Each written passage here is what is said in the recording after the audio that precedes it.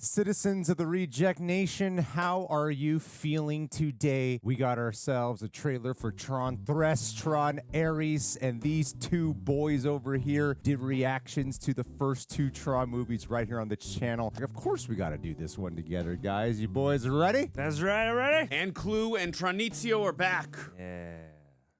Glad you got to say that. Yes, I've been. That was my Jared Leto.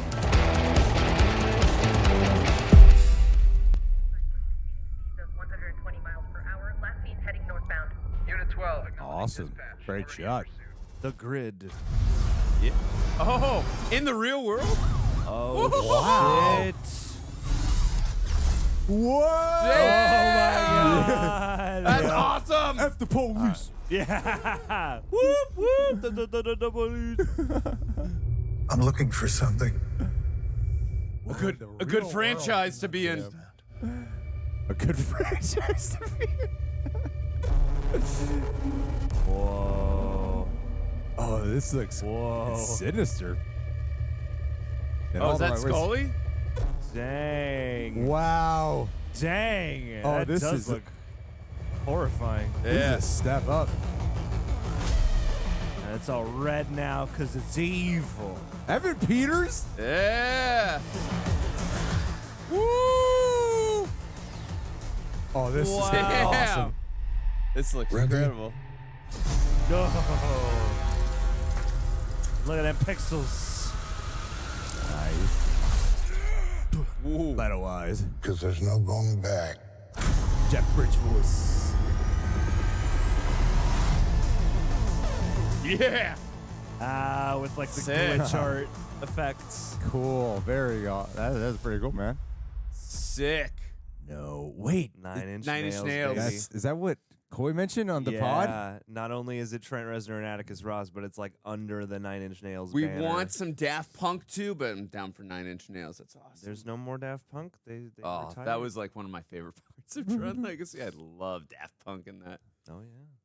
All right, guys. Well, that was a trailer for Tron Ares. I want to say, though, real quick, that those who have been getting shirts from RejectNationShop.com, thank you very much. If you've been getting shirts this week, because we've been seeing sales go up, please tag us on social media when you are wearing them, because it is such an honor, and we love to see it. We got shirts like Fisky Business, Hallway Hazard, Fabtastic Four, and a whole bunch of other ones. I'll go to you first, Andrew Gordon, my friend. You have seen the first two Tron movies Yes. right here. What do you think about this first look? I think this looked really gritty, and I like that. This looked really gritty, and I like that they're doing something different. I think the biggest issues that we have with sequels is they do a lot of the same things, but very inferiorly to the predecessors. So I like that we are trying something different. We are going into the real world. I'm going to be curious how we explain how Kevin Flynn is back alive, but I guess, spoilers if you haven't seen Tron Legacy. Good. You got your warning. Yes. Kevin Flynn in that movie did pass away, but he passed away in the Grid, so maybe he was pixelated back to life, or back to in the Grid. But again, I'm glad he's back. But I also, too, again, not taking away from how awesome this trailer was, I'm curious if they're going to explain and or at least mention Sam and Quora, because I really actually did get invested in those characters, so I really would like. Just even if it's some kind of a dialogue or something, I would like some mention of them because they were really integral to the last film. Having said all that, this looked incredible. It looked visually stunning. I love that we were like the worlds are literally colliding and we are going into the real world. I thought that looks amazing. So I'm excited. Again, this didn't give up a ton in terms of plot or anything like that, but from visually speaking, I think that's what I think. Again, the first film came out in 1982. You know, it was about 11 years before Jurassic Park, so took away the, in terms of CGI, it was a little bit of groundbreaking at the time. I was not alive yet, but I'm sure it was for many people. But the second film, Daft Punk and all that, and it was awesome. But this looks freaking awesome. I cannot wait. I'm super excited. I love to hear it, man. I love the enthusiasm. John.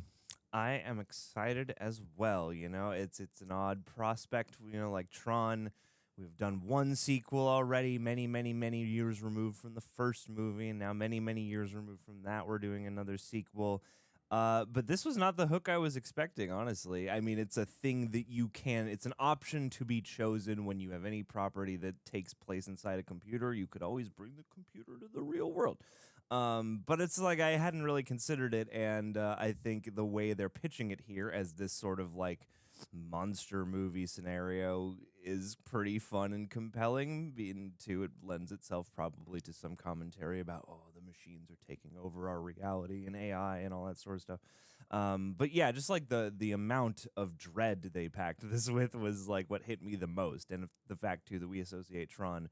I mean, there are red lights and orange hues and those angrier colors, in the original, certainly in Legacy, but, I think you associate Tron with the blue colors, which are much more friendly and welcoming, versus just everything here appearing red and the red, light beams and all that stuff. And yeah, that one bit where they sliced the cop car in half, I was like, okay, this shit's getting a little real right now. So, not enough Jared Leto for me in this trailer, but otherwise, not that I didn't expect to, see something cool that I would anticipate watching down the line, but I'm certainly hooked in a way I wasn't expecting.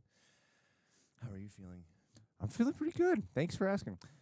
Well, to your point, Andrew, the technological advancement side that you were speaking of, I think with the world of Tron, you kind of usually have to put it in a computer realized world in order for the effects that it's so known for, like the bikes, and I forget all the actual terminology from the Tron world, but all the bikes and all the cool stuff and the lines that it leaves behind, the trails.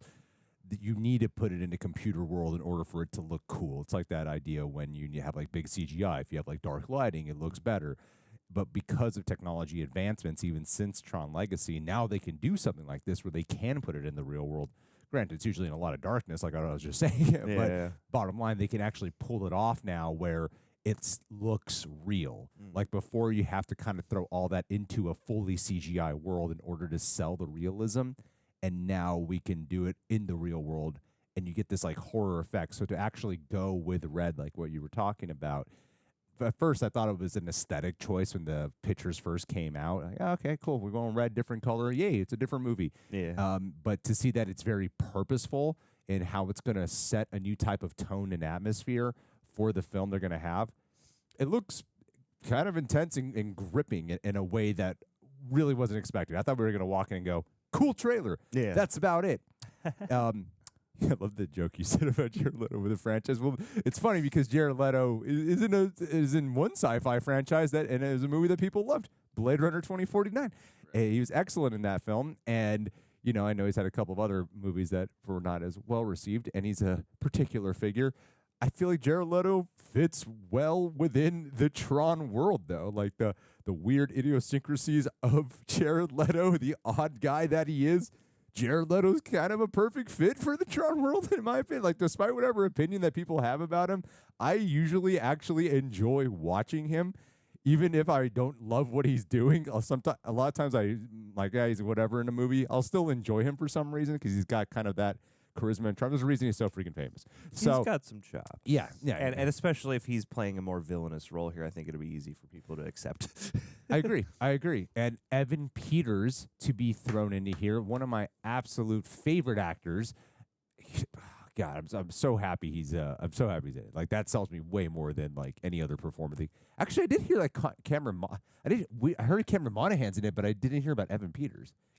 And Cameron Monaghan, who's had all the CGI world background to do with the Star Wars games, I think that's an excellent fit. But Evan Peters, one of my favorites, and for this to have the horror vibes when so many of us fell in love with Evan Peters from American Horror Story is a great translation to me.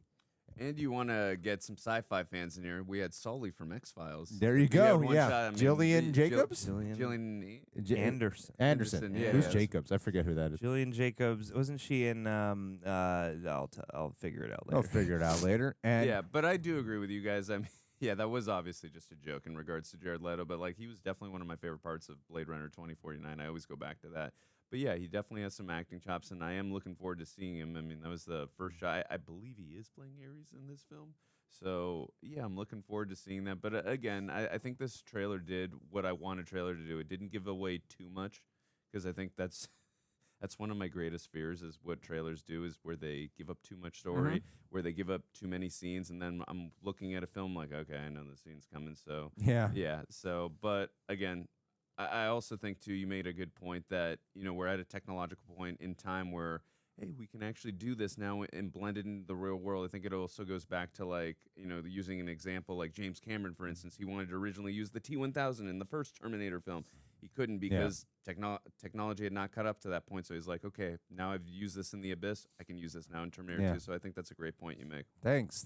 And also with Trent Reznor, from Daft Punk to Trent Reznor makes a lot of sense because Trent Reznor, a lot of his music in terms of cinema is often associated with the David Fincher films.